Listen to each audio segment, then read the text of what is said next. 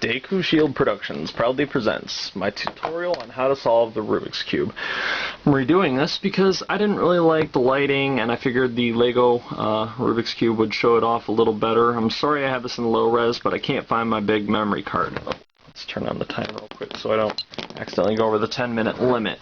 Okay, now the first thing to understand on how to solve a Rubik's Cube is to understand the three different types of pieces that it is comprised of. There are center pieces, and edge pieces, and corner pieces.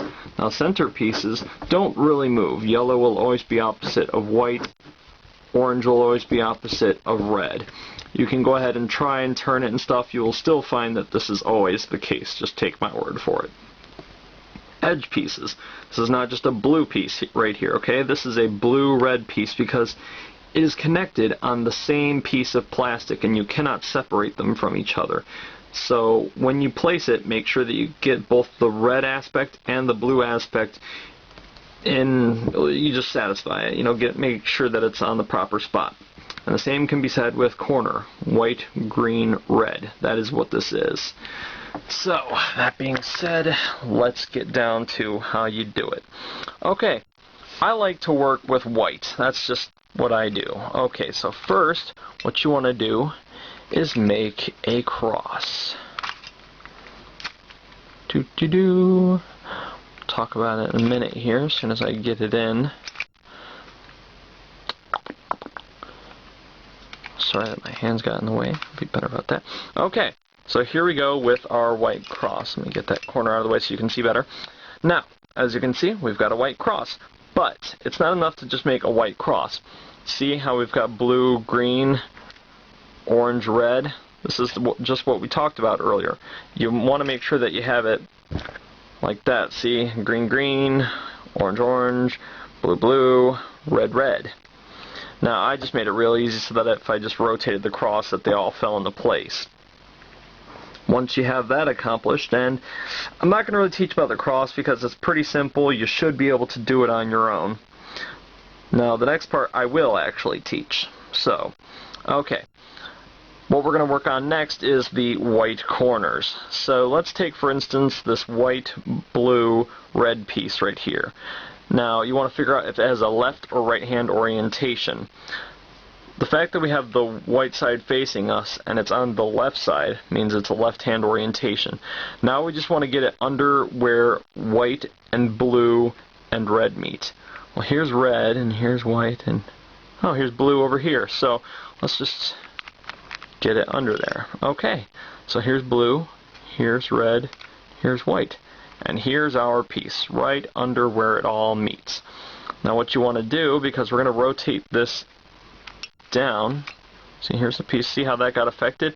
We're just going to get it out of the line of fire, as I call it. Here's that piece, and now if we rotate it down and we take our piece and put it in, when we take it on home, boom, look at that, blue, red, white. Sweet.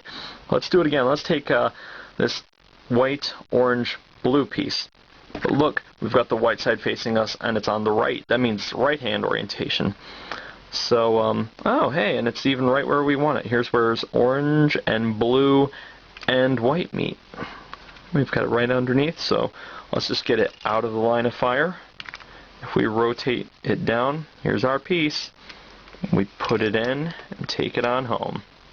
We've got white, blue, orange. All the three aspects are properly taken care of. Let's do another piece. White, orange, greens. Okay, here's where it's supposed to be, and here's our piece. So we have it right underneath it.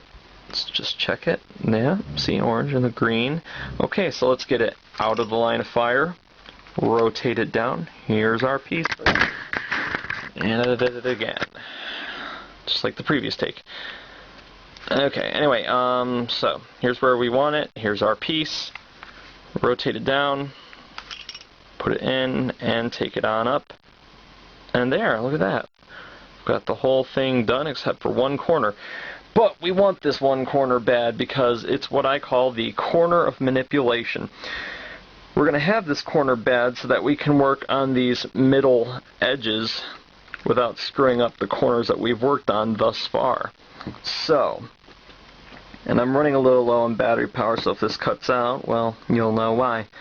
Okay, in the meantime, let's work on a edge piece. Let's work on, let's say, this red-blue right here, okay? So first of all, what we want to do is have where red meets blue. Here's red, here's blue, but the important thing is that we line up our corner of manipulation with where red meets blue. See that?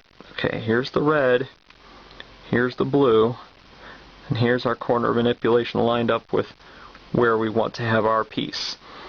So now, we take our piece right here, as it were. See, a corner of manipulation is lined up where red meets blue. If we were to rotate it up, see how it's ready like that? And a lot like the corner, we're going to just take our piece and rotate it out of the line of fire, because when we rotate it down, here's our piece. If we put it in and take it up, look at that. None of the corners have suffered and that edge piece is in. Repeat this process with the others. Let's go with this orange-green. Okay, here's where orange meets green. We'll line up our corner of manipulation with where orange meets green. Here's our piece. See, if we were to rotate it up like that, look at that, we've got orange, green, orange, green. We didn't want it on the left hand orientation. So try it with the right hand. We put it over here. See, it's a right hand orientation in my instance. Okay, so the corner of manipulation lined up, and here's our piece underneath it. Let's get it out of the line of fire. Rotate it down. If we put it in and take it up,